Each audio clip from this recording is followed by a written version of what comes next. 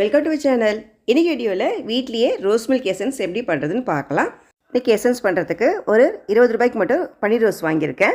இது பெட்டல்ஸ்லாம் தனியாக பிரித்து எடுத்துக்கோங்க.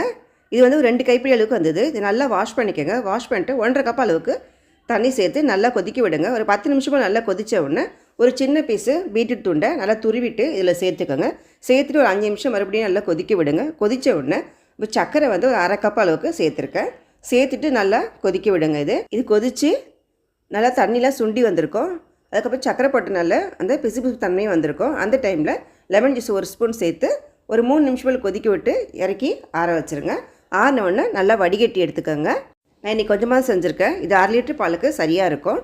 அதிகமாக செஞ்சிங்கன்னா நீங்கள் பாட்டிலில் ஸ்டோர் பண்ணி வச்சுக்கலாம். 1 மந்த் வரைக்கும் கெட்டு போகாமல் இருக்கும்.